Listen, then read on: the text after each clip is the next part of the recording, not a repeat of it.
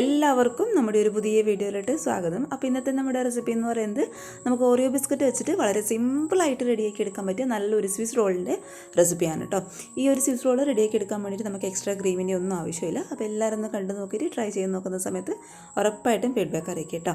പിന്നെ കണ്ടുകൊണ്ടിരിക്കുന്ന സമയത്ത് ഈ ഒരു വീഡിയോ ഇഷ്ടപ്പെടുകയാണെന്നുണ്ടെങ്കിൽ ലൈക്ക് ചെയ്യുക. പിന്നെ പുതുതായിട്ട് നമ്മുടെ ചാനൽ ആരെങ്കിലും കാണുകയാണെന്നുണ്ടെങ്കിൽ സബ്സ്ക്രൈബ് ചെയ്തിട്ട് സപ്പോർട്ടും കൂടി ചെയ്യുക കേട്ടോ.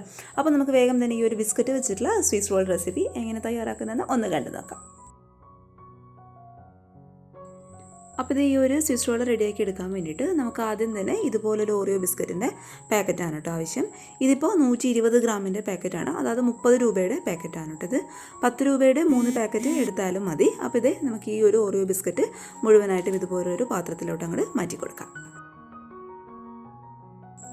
ഇനി ഇത് ഈ ഒരു ബിസ്ക്കറ്റിൽ നിന്നും നമുക്ക് ക്രീം സെപ്പറേറ്റ് ആക്കിയിട്ട് മറ്റൊരു പാത്രത്തിലോട്ട് ഇതുപോലെ അങ്ങോട്ട് മാറ്റി കൊടുത്തേക്കാം.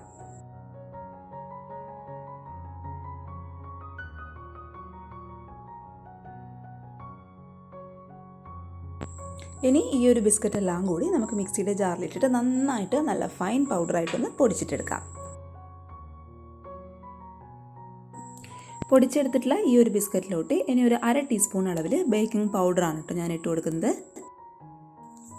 ഇനി ഇതെല്ലാം കൂടി ഇതുപോലൊരു വിസ്കോ ഫോർക്കോ സ്പൂണോ ഉപയോഗിച്ചിട്ട് നന്നായിട്ടൊന്ന് മിക്സ് ചെയ്ത് കൊടുത്തതിന് ശേഷം ഇളം ചൂടുള്ള പാലൊഴിച്ചിട്ട് നമുക്ക് ഈ ഒരു ബിസ്ക്കറ്റ് കൊണ്ട് കേക്ക് ബാറ്റർ റെഡിയാക്കി എടുക്കാം കേട്ടോ. അപ്പോൾ പാലൊഴിക്കുന്ന സമയത്ത് പ്രത്യേക ഒരു കാര്യം ശ്രദ്ധിക്കുക, ഇളം ചൂടുള്ള പാലായിരിക്കണം കേട്ടോ. ഒരുപാട് ചൂടുണ്ടാകാൻ പാടില്ല, നമുക്ക് കൈയൊക്കെ കുത്താൻ പാകത്തിലുള്ള ഒരു ഇളം ചൂട് മാത്രം. അപ്പോൾ ഇത് ആവശ്യത്തിന് പാലൊഴിച്ചിട്ട് നമുക്ക് നന്നായിട്ട് ഈ ഒരു ബാറ്റർ ഒന്ന് മിക്സ് ചെയ്തിട്ടെടുക്കാം. ഇനി ഇത് ഇതുപോലുള്ളൊരു പാനിൽ നമുക്ക് ഓയിൽ നന്നായിട്ട് ഒന്ന് ഗ്രീസ് ചെയ്തിട്ട് കൊടുക്കാം കേട്ടോ. ഇനി നമ്മൾ നേരത്തെ റെഡിയാക്കി വെച്ചിട്ടുള്ള ആ ഒരു കേക്കിൻ്റെ ബാറ്റർ ഇത് കംപ്ലീറ്റ് ആയിട്ട് ഇതുപോലെ ഈ ഒരു പാനിലോട്ട് അങ്ങോട്ട് ഒഴിച്ചു കൊടുക്കാം. ഈ ഒരു സമയത്തൊന്നും ഞാൻ തീ ഓൺ ചെയ്തിട്ടില്ല. നമ്മൾ കേക്ക് ബാറ്ററൊക്കെ ഒഴിച്ചു കൊടുത്ത് ഇത് അടച്ചു വെച്ചതിന് ശേഷം തീ ഓൺ ചെയ്ത് ഏറ്റവും ലോ ഫ്ലെയിമിലോട്ട് തീ മാറ്റി കൊടുക്കുക. എന്നിട്ട് കറക്റ്റ് ഒരു 6 മിനിറ്റ്, അതിൽ കൂടുതൽ വെക്കരുത്, നമ്മുടെ കേക്ക് അങ്ങോട്ട് ഹാർഡായി പോകും കേട്ടോ. അപ്പോൾ കറക്റ്റ് 6 മിനിറ്റ് ഏറ്റവും ലോ ഫ്ലെയിമിൽ ഈ ഒരു കേക്ക് നമുക്ക് നന്നായിട്ടൊന്ന് ബേക്ക് ചെയ്തിട്ടെടുക്കാം. അപ്പോൾ ഇതൊരു 6 മിനിറ്റ് കൊണ്ട് നമ്മുടെ കേക്ക് ഇവിടെ റെഡി ആയിട്ടുണ്ട് കേട്ടോ. അതൊരു ബട്ടർ പേപ്പറിലോട്ട് ഇതുപോലെ ഞാൻ അങ്ങോട്ട് മാറ്റി കൊടുക്കുകയാണ്. ഇനി നമ്മൾ നേരത്തെ മാറ്റി വെച്ച ഈ ഒരു ക്രീമിലോട്ട് ഒരു 2 ടേബിൾ സ്പൂൺ അളവിൽ ഇളം ചൂടുള്ള പാലാണ് കേട്ടോ ഞാൻ വെച്ച് കൊടുക്കുന്നത്. ഒരുപാട് ചൂടുണ്ടാവാൻ പാടില്ല, ഒരു ഇളം ചൂട് മാത്രം. ഇനി ഇതെല്ലാം കൂടി നമുക്ക് നന്നായിട്ട് ഇതുപോലുള്ളൊരു വിസ്കോ അല്ലാന്നുണ്ടെങ്കിൽ ബീറ്ററോ വെച്ചിട്ട് നന്നായിട്ടത് ബീറ്റ് ചെയ്തിട്ടെടുക്കാം. നല്ല ക്രീമി പരിവാകുന്നവരെ ഇതുപോലെ നന്നായിട്ട് ഇതുപോലെ അങ്ങോട്ട് ബീറ്റ് ചെയ്തിട്ട് കൊടുക്കാം. ഈ ഒരു ക്രീം ഇതുപോലെ നന്നായിട്ടൊന്ന് മിക്സായി കഴിഞ്ഞാൽ പിന്നെ നമ്മൾ നല്ലൊരു ടേസ്റ്റിന് വേണ്ടിയിട്ട് ഇതിലോട്ട് ചേർത്ത് കൊടുക്കാൻ വേണ്ടിയിട്ട് പോകുന്നത് ഒരു 2 ടേബിൾ സ്പൂൺ അളവിൽ തേങ്ങയാണ് കേട്ടോ. തേങ്ങയും കൂടി ചേർത്തിട്ട് നമ്മൾ ഈ ഒരു സ്വിസ് റോൾ റെഡിയാക്കി എടുക്കുന്ന സമയത്ത് നല്ല ടേസ്റ്റാണ് അത് കഴിക്കാൻ വേണ്ടിയിട്ട്. അപ്പോൾ അതിന് വേണ്ടിയിട്ടാണ് ഒരു 2 ടേബിൾ സ്പൂൺ അളവിൽ തേങ്ങയും കൂടി ചേർത്തിട്ട് നമുക്ക് നന്നായിട്ട് ഇതുപോലെ അങ്ങ് മിക്സ് ചെയ്തിട്ട് കൊടുക്കാം.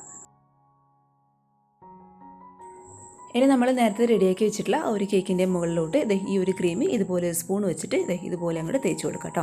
നമ്മൾ പ്രത്യേക ഒരു കാര്യം ശ്രദ്ധിക്കുക, നമ്മൾ ഈ ഒരു ക്രീം തേച്ച ഉടനെ തന്നെ നന്നായിട്ട് ഇതൊന്ന് റോൾ ചെയ്ത് കൊടുക്കുക കേട്ടോ.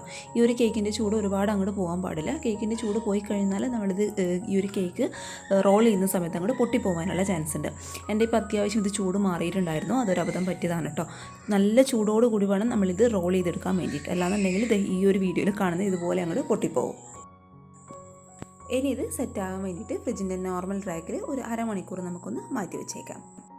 അപ്പോൾ ഇത് ഓറിയോ ബിസ്ക്കറ്റ് വെച്ചിട്ടുള്ള നമ്മുടെ സ്വിസ് റോൾ ഇവിടെ റെഡി ആയിട്ടുണ്ട്. ആ ഒരു കവറിൽ നിന്നും അഴിക്കുന്ന ആ ഒരു വീഡിയോ ഒന്നും ഞാൻ എടുത്തിട്ടില്ല കേട്ടോ.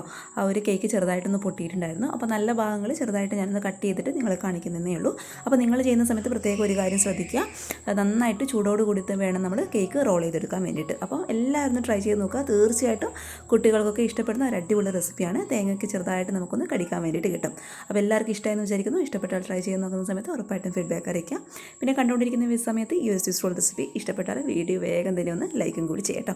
അപ്പോൾ നാളെ ഒരു നല്ല വീഡിയോ ആയിട്ട് കാണുമ്പോൾ thank you for watching Simnas food world. By.